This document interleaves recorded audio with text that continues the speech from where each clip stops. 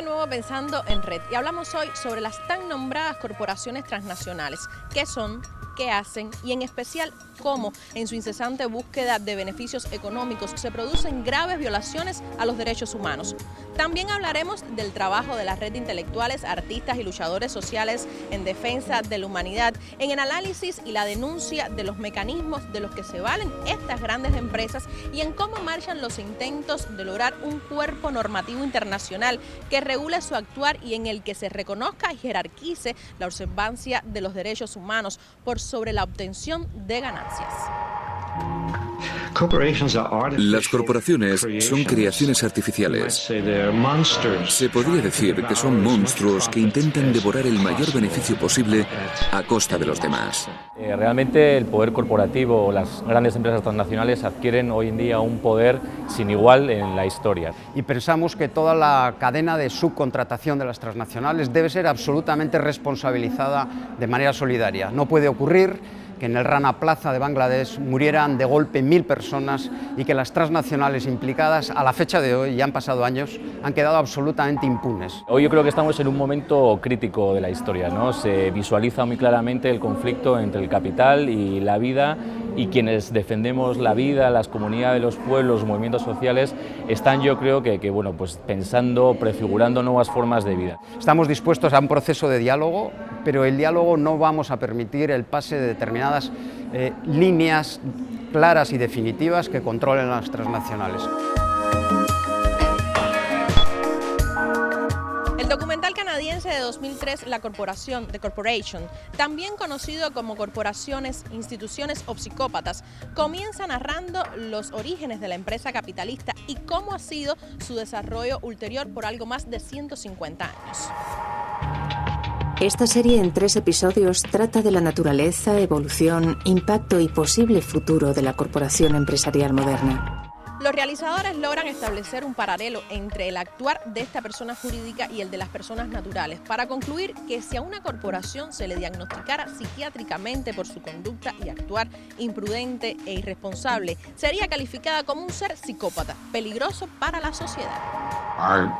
Hay compañías que hacen bien a la sociedad, producen bienes y servicios que son valiosos para todos nosotros, que mejoran nuestras vidas y eso está bien. El problema viene cuando empiezan con lo de la motivación por los beneficios, porque para esta gente nunca es suficiente.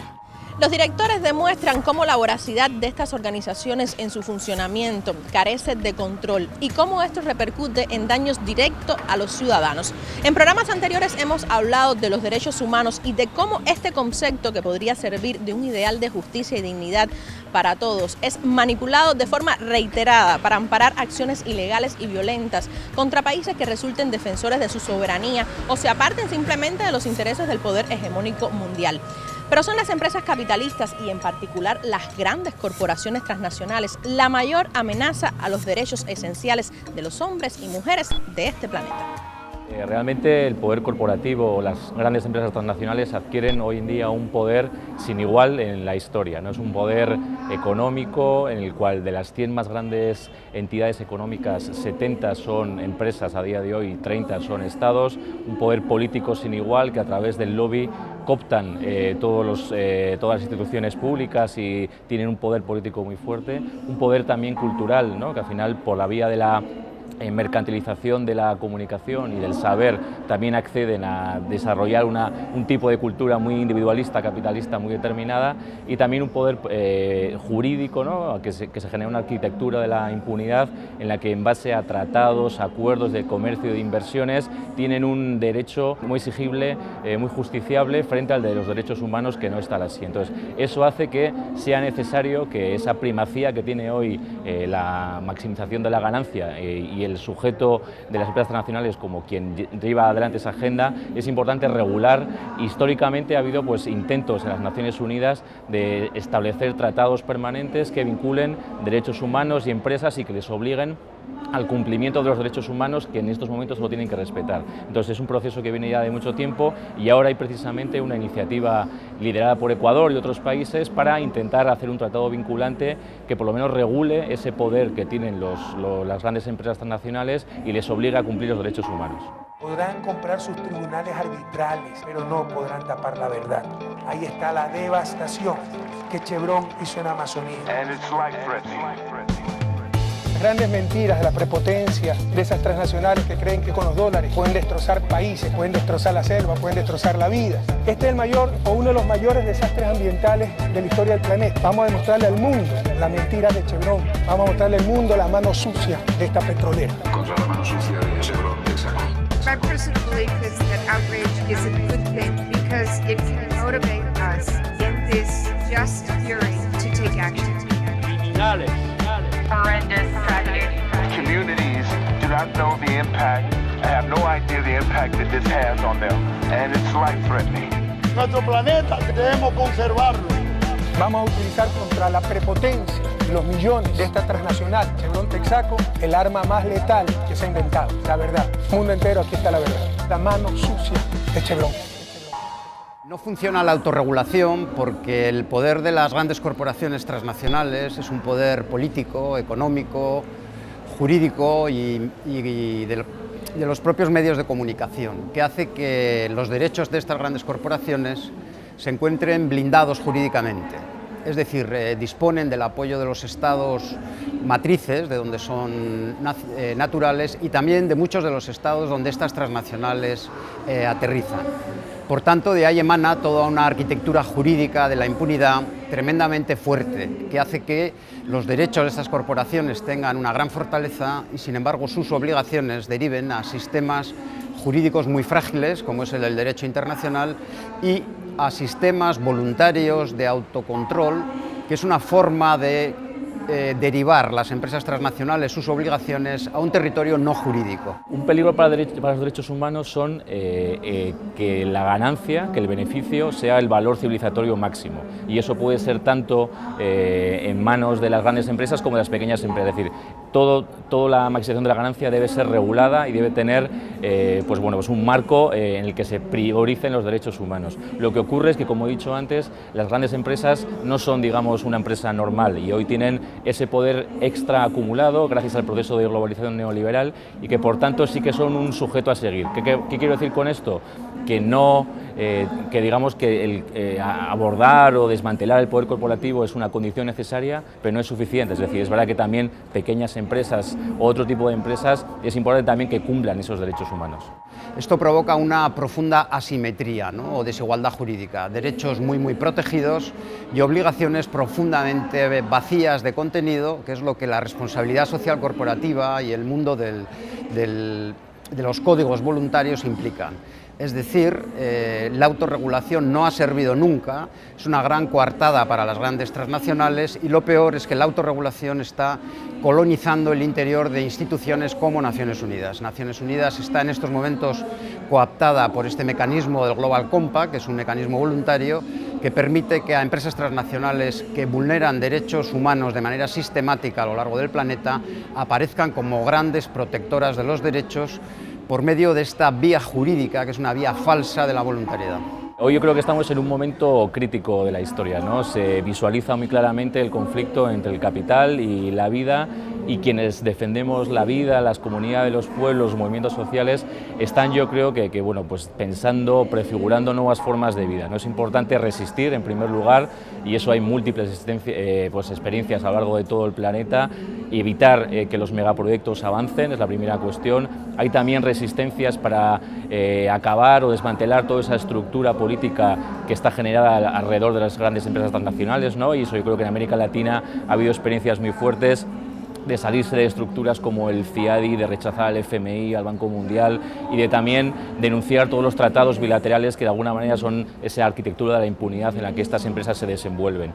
Y después también es importante regular, ¿no? Regular, más allá de resistir, también regular en favor de políticas públicas. Yo creo que en este momento en América Latina es importante defender lo avanzado en esta época, defender lo público y tratar de regular en temas de fiscalidad, en temas de deuda, en temas de compra pública, en temas de reforma agraria y demás. Y por último, siguiendo esa secuencia de resistir y de regular, también es importante generar alternativas, ¿no? Como en el ámbito tanto político en base a experiencias de democracia más directa y más participativa, como el ámbito económico, buscando otras fórmulas alternativas de mercado social, de producción basada en el trabajo, de soberanía alimentaria, economía solidaria. Es decir, creemos que se están ensayando muchas iniciativas a lo largo y ancho de todo el planeta, pero tenemos que darle ese toque estratégico para que realmente podamos disputar el poder al capitalismo. Nuestro corazón se aclimata a la altura y nos adaptamos a cualquier aventura. Pueden sumar con prisa, pueden restar con calma, da igual porque las matemáticas no tienen alma. Aunque calculemos todo y le pongamos nombre propio, nuestro espíritu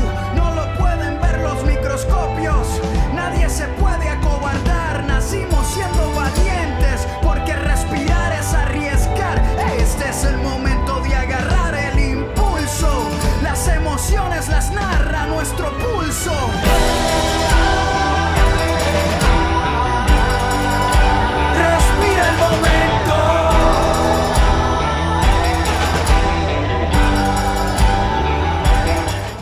La gran arquitectura de la impunidad es una arquitectura que permite defender estos derechos de las grandes transnacionales por distintos mecanismos.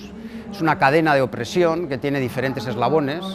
Uno de estos eslabones son los acuerdos de comercio y de inversiones, que el planeta está plagado de ellos, ¿no? Podemos hablar de casi entre 3.500, 4.000, y son tratados y acuerdos de comercio que lo que hacen es colocar en el vértice, en la jerarquía de su desarrollo, la mercantilización de la vida. Colocan por encima el interés privado frente al interés público y colocan a la codicia, es decir, el abuso de unos pocos frente a los derechos de las mayorías sociales, lo colocan en el centro de estos acuerdos de comercio. Son acuerdos que además vulneran la soberanía de los estados, vulneran sus poderes legislativos, vulneran sus poderes judiciales, y estos tratados colocan a las grandes corporaciones transnacionales con una profunda seguridad jurídica de protección.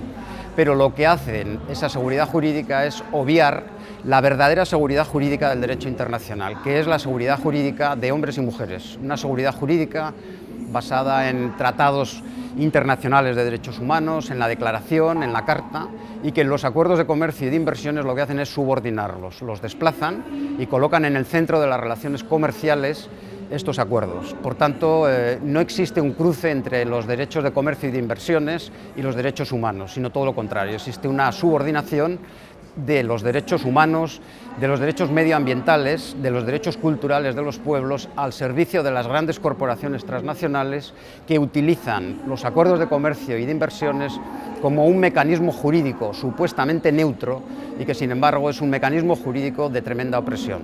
Por eso creo que cualquier país, ¿no?, que inicie o que entre en el territorio de las inversiones internacionales lo debe hacer desde la soberanía nacional. Lo debe hacer desde el control de sus recursos y desde la subordinación de los derechos de las mayorías sociales, de su ciudadanía y de su pueblo a los intereses de las corporaciones. Estamos frente a un verdadero conflicto frontal sobre las grandes corporaciones transnacionales y los estados. Estos aparecen interferidos en sus decisiones fundamentales, políticas, económicas y militares por organizaciones globales que no dependen de ningún Estado y que en la suma de sus actividades no responden ni están fiscalizadas por ningún parlamento, por ninguna institución representativa del interés colectivo. En una palabra, es toda la estructura política del mundo la que está siendo socavada. Las grandes empresas transnacionales no solo atentan contra los intereses genuinos de los países en desarrollo, sino que su acción avasalladora e incontrolada se da también en los países industrializados donde se asientan. Es nuestra confianza en nosotros lo que incrementa nuestra fe en los grandes valores de la humanidad y en la certeza de que esos valores tendrán que prevalecer, no podrán ser destruidos. En Naciones Unidas, la historia de las Naciones Unidas reciente es una historia que desde el discurso que el Salvador Allende dio en la Asamblea de Naciones Unidas, ya en el siglo pasado, La deriva que ha tomado las Naciones Unidas es la de colocarse al servicio de las grandes corporaciones transnacionales. Como comentaba anteriormente, la idea de la voluntariedad penetra en el interior de la institución de la ONU y penetra con muchísima fuerza. No hay regulaciones de transnacionales. Si nos fijamos en el ámbito del derecho internacional, las obligaciones de la empresa transnacional están completamente diluidas en meras declaraciones. Solo había un pequeño punto de esperanza, un rayo de luz, cuando hace aproximadamente, exactamente en el 2014, la iniciativa del gobierno de Ecuador y de Sudáfrica consigue salir adelante en el seno del Consejo de Naciones Unidas de una manera bastante sorprendente, pero consiguen llevar adelante el inicio de una comisión dentro del Consejo de Naciones Unidas que estudie la posibilidad de elaborar un tratado internacional para controlar a las empresas transnacionales. Entonces el trabajo de ahora hacia adelante, sobre todo a partir del proceso del Tratado de los Pueblos, es justamente diseminar este mensaje y traer los aportes de aquellos que más sufren directamente las violaciones de las transnacionales.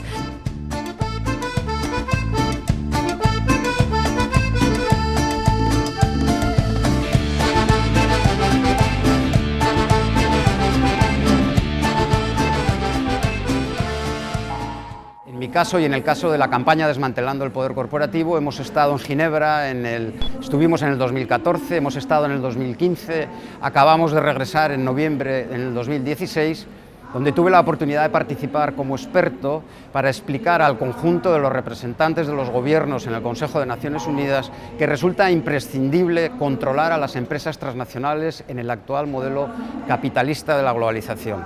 Hay que controlarlas y para eso tenemos propuestas y manera de hacerlo. Y ahí es donde está en este momento el debate. Tenemos muy claro desde los movimientos sociales que manejamos bien los espacios y los tiempos.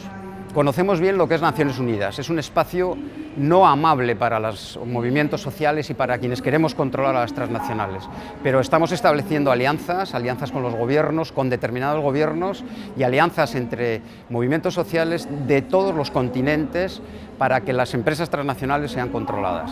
Yo creo que en estos momentos estamos en un momento crítico de manera en el ámbito ecológico, es decir, tenemos una situación por un lado generado en el largo plazo por el cambio climático, que realmente va a generar o podría generar funestas consecuencias para la mayoría de los pueblos del planeta, pero también en el ámbito energético nos vemos que estamos ya entrando en el fin o en el pico de los tres grandes insumos que ha habido hasta estos momentos, que son el petróleo, el gas y el carbón, ¿no? Esos se están agotando y parece que en las próximas décadas se van a agotar, entonces eso va a suponer que de alguna manera cualquier proceso de cambio va a tener que tener en cuenta el ámbito ecológico. Por supuesto, yo creo que estas propuestas en defensa en la vida que están ensayando ya no asumen lo ecológico como una variable más, sino como una premisa fundamental y están ensayando cómo transitar hacia otras formas de entender la economía también desde la restricción energética que tenemos en estos momentos. Y pensamos que toda la cadena de subcontratación de las transnacionales debe ser absolutamente responsabilizada de manera solidaria. No puede ocurrir que en el Rana Plaza de Bangladesh murieran de golpe 1000 personas y que las transnacionales implicadas a la fecha de hoy, ya han pasado años, han quedado absolutamente impunes. Eso no puede ser, como no puede ser que la doble imputación penal y civil de los responsables de las transnacionales no sean controladas. Y no puede ser que los acuerdos de comercio y de inversiones estén por encima de los derechos humanos. La policía de Bangladesh dispersó a los trabajadores de una fábrica textil que protestaban por la muerte de sus compañeros tras el derrumbe de la fábrica textil. En el recinto colapsado también se fabricaba ropa para la marca española Mango. Los agentes emplearon balas de goma, bastones y gases lacrimógenos contra la multitud. Por el momento la cifra de fallecidos supera los 300. Cientos de trabajadores han sido rescatados y cerca de 1000 aún se encuentran bajo los escombros. Varios testigos de la tragedia afirman que los empleados fueron obligados a trabajar en ese edificio pese a las grietas en los muros. Lucas Manjón de la Fundación La Alameda opina que esta tragedia es tan solo un ejemplo más de que las transnacionales desprecian las normas de seguridad y las condiciones laborales dignas para sacar más provecho y aumentar sus ganancias. Esto es una alianza clara que tenemos los movimientos sociales. Estamos dispuestos a un proceso de diálogo, pero el diálogo no vamos a permitir el pase de determinadas líneas claras y definitivas que controlen las transnacionales. Ahí contamos con la ayuda de determinados gobiernos, incluido con el gobierno cubano, con el cual de momento junto a otros se han colocado a favor de este tratado, que a nosotros nos parece imprescindible en el actual modelo de globalización internacional.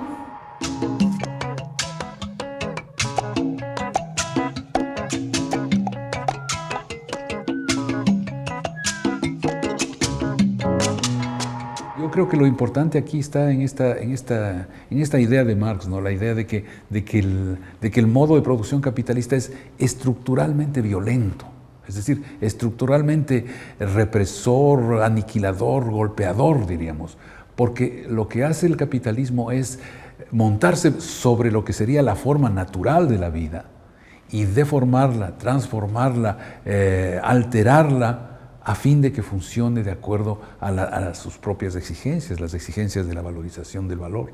Entonces yo creo que esa es la violencia primaria, la violencia primigenia, esa que nos muestra Marx en ese argumento, ¿no? Es decir, ya el mero hecho de producir en forma capitalista implica una violencia estructural fundamental, porque está, diríamos, sacrificándose la lógica propia, el principio organizador de la vida natural, está siendo sistemáticamente sacrificado a otro principio que es ajeno a esta vida, que sería el principio del capital, ¿no? Es un modo de producción que necesita de la guerra, ¿no? Es decir, si vemos que el proceso productivo de los Estados Unidos no puede funcionar si no funciona centralmente para la producción de armamentos, si toda la producción de todas las maravillas modernas que tanto fascinan al mundo está atado a la posibilidad de producir los armamentos que necesita Estados Unidos, pues entonces está clarísimo esto, ¿no? Es decir, la guerra no es un accidente del proceso histórico, sino que es la realidad, la realidad básica del proceso histórico. Es decir, sin guerras, es decir, sin destrucción, sin aniquilación de vida humana, no puede existir el capital, ¿no? Qué fácil es agitar un pañuelo a la tropa solar del manifiesto marxista y la historia del hambre. Qué fácil es suspirar ante el gesto del hombre que cumple un deber y regalarle ropitas a la pobrecita hija del chofer. Qué fácil de enmascarar sale la oportunidad.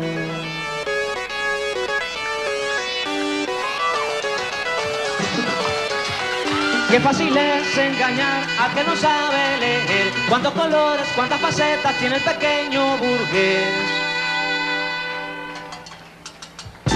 Qué fácil es trascender con fama de original, pero se sabe que entre los ciegos el tuerto tiende a mandar.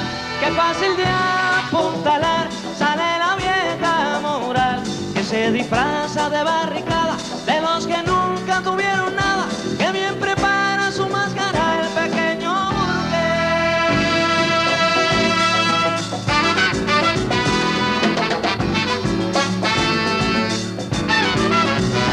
Viva el harapo, señor, y la mesa sin mantel. Viva el que huela a callejuela, a palabrota y taller. Viva el harapo, señor, y la mesa sin mantel.